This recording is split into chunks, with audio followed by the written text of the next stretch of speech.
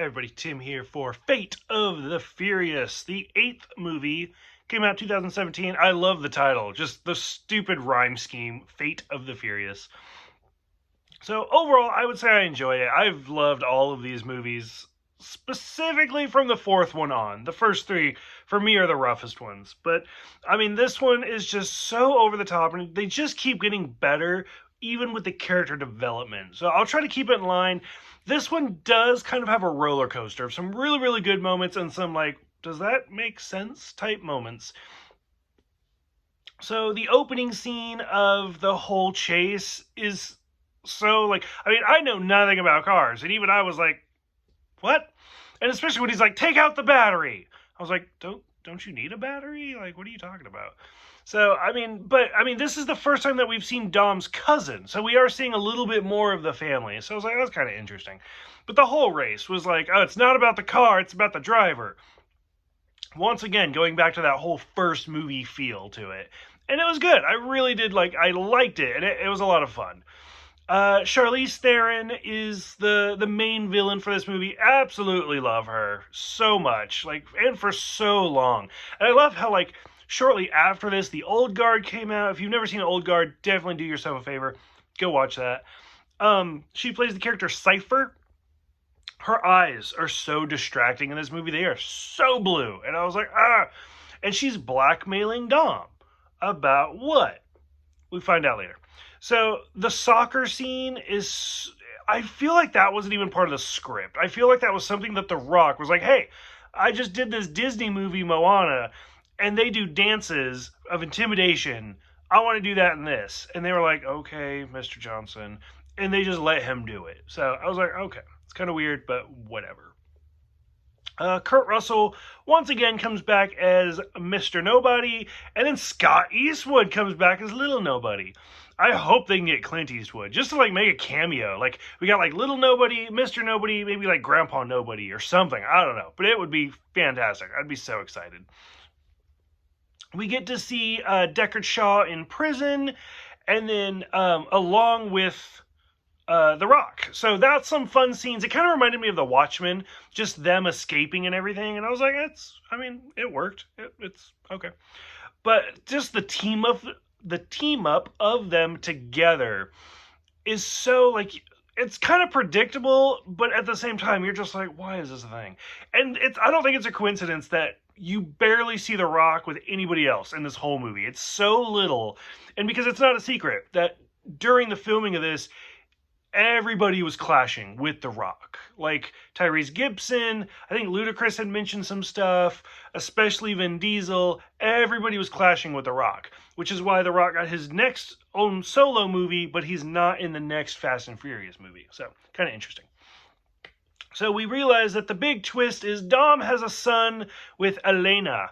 So Elena, that's what really kind of bugs the shit out of me, is that moment where the math of this child does not work. For one, what? So this is the 8th movie. The 7th movie technically came out 2 years ago. I don't know if it's aging in real time or not. But if we look at how old was Brian's kid, Jack in that movie, and then Elena first showed up, and I think it was the 4th movie. That was 8 years ago. So, how long has it actually been since Dom saw her? Because this is a baby. And so I was like, is Fast 4 only not even a year ago? The math and the age of this baby does not match.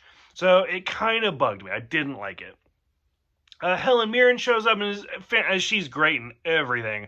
But, if you look at, Luke Evans, and if you look at Jason Statham, and then you're like, nope, Helen Mirren's their mom.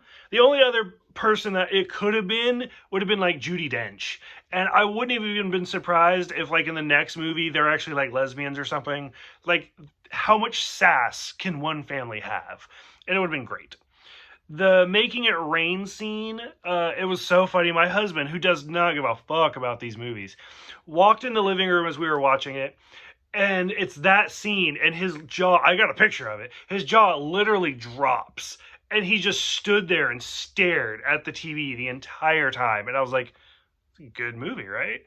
And I like how they're actually kind of updating and they're kind of keeping up with like cars these days are more computer than they are cars. So if you get like Cypher, who is a computer hacker, and mixing cars into it, like it's unlimited what you could do. So I really thought that was interesting. Them getting Dom from the four sides was kind of brilliant. I actually really, really liked that whole moment where they're just holding him, and you're like, how long can we do this? Like, I thought that was great. That was one of my favorite scenes of the movie. Elena getting shot, not surprised. I hate to say it, I hate to be heartless like that, but her storyline is what kind of killed this movie for me. Like, any other thing to blackmail Dom, but that's what kind of killed me, was her storyline. So we get that, and then like after that's all done, after it's all taken care of, and then like Dom's like, we're going to adopt the baby and we're going to name him Brian, and I was like, oh, why is this going to be a thing? Like I said, this movie was a roller coaster of emotions. Some of it I really, really enjoyed, some not so much. I am really curious to see where they can go from this. Because every movie, I feel like, boop, they've peaked. They're done. They don't. They just keep pumping them out. So, curious what people think about this one. Like, what moments did you really like? What moments did you hate? How old are these babies? What is the time frame of this movie? Because, like I said, if, like, 4 and 3 technically takes place after all of them. So, if, like, 4, 5, 6, 3... 7 and 8 all take place in 1 year. Like, nope, not gonna buy that. So, curious what everybody thinks. Thank you guys for watching. Thank you guys for subscribing, and I'll see you guys next time for Hobbs and Shaw.